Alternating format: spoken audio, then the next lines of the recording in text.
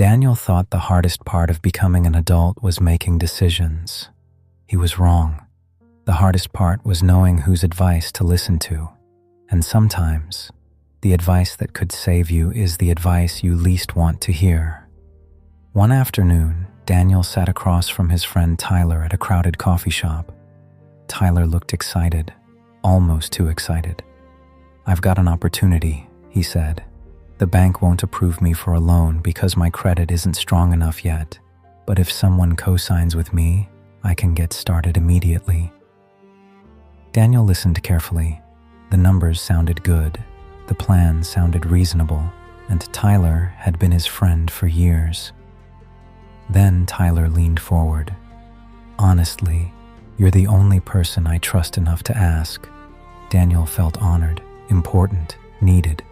By the time he drove home, his mind was almost made up.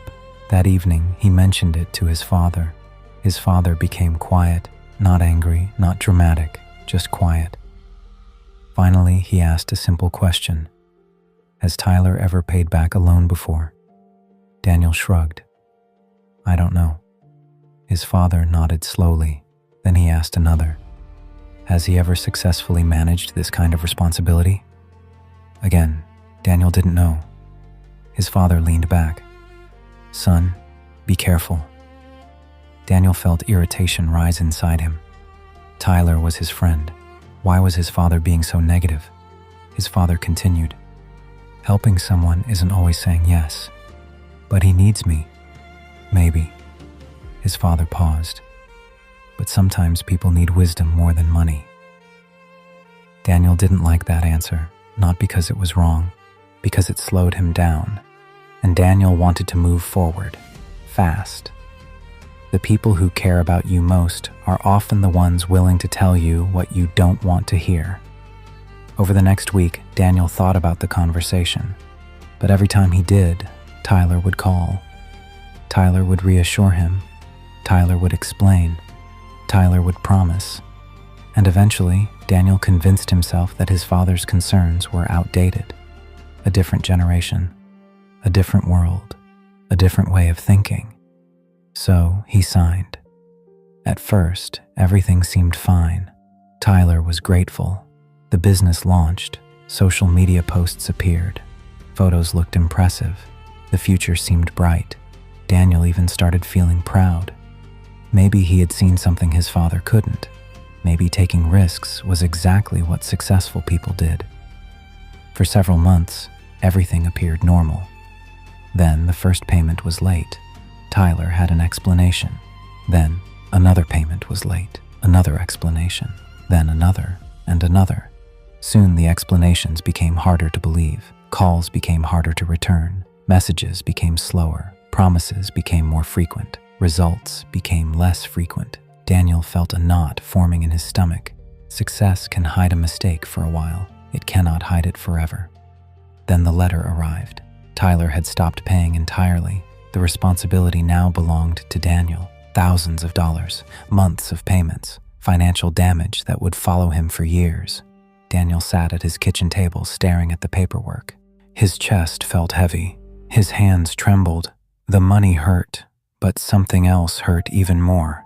He remembered every warning, every question, every moment his father had tried to slow him down. He had heard the advice. He simply didn't want it. Pride is expensive. The bill usually arrives later. The next few weeks were miserable. Daniel worked extra hours, canceled plans, stopped spending money. The stress followed him everywhere, at work, at home, even in his sleep. The hardest part wasn't losing money, it was knowing he could have avoided it. One Saturday morning, Daniel sat alone in a small park, his shoulders slumped, his thoughts exhausted. An elderly man sat down on a nearby bench. Daniel had seen him there before, an older carpenter named Mr. Thomas, retired, quiet, observant, the kind of person who seemed to understand people without them speaking.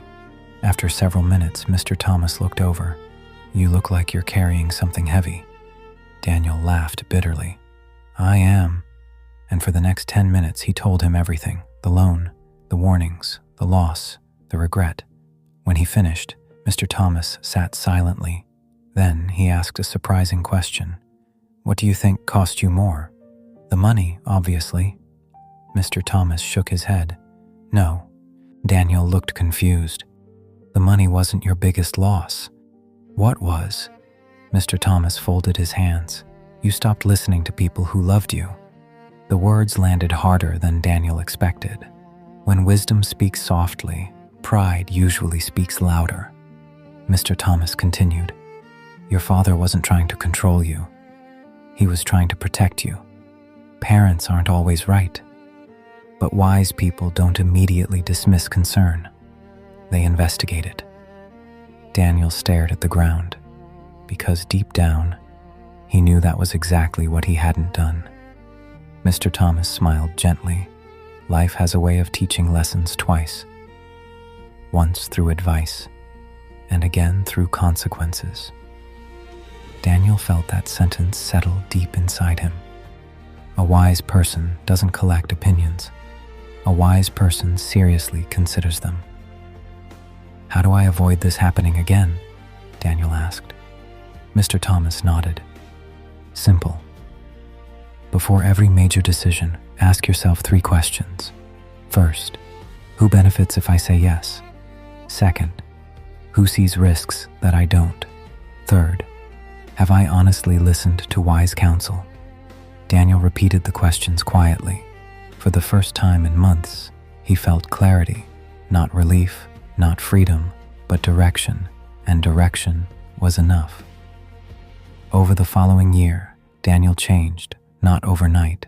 Slowly, deliberately, he asked more questions. He rushed less. He listened more. He stopped assuming caution was negativity. He stopped confusing confidence with wisdom. Most disasters don't begin with bad intentions. They begin with ignored warnings. Eventually, Daniel rebuilt what he had lost. The debt disappeared. His finances recovered. Life moved forward. But something more valuable remained. Judgment, discernment, patience, the ability to pause, the ability to listen, the ability to recognize wisdom even when it wasn't telling him what he wanted to hear. Years later, when someone asked Daniel how he became so careful with major decisions, he smiled. Because the answer wasn't found in a book, or a seminar, or a financial course. It came from a mistake he never wanted to make. A mistake that taught him something priceless. The lesson that costs you the most is usually the one you remember the longest. Sometimes life doesn't punish us because we made a mistake. Sometimes life teaches us because we ignored wisdom. And often, the people trying hardest to protect us are the very people we're most tempted to ignore. If this felt like home to you, subscribe. And if someone came to mind while you were listening, share this with them. They may need the reminder today.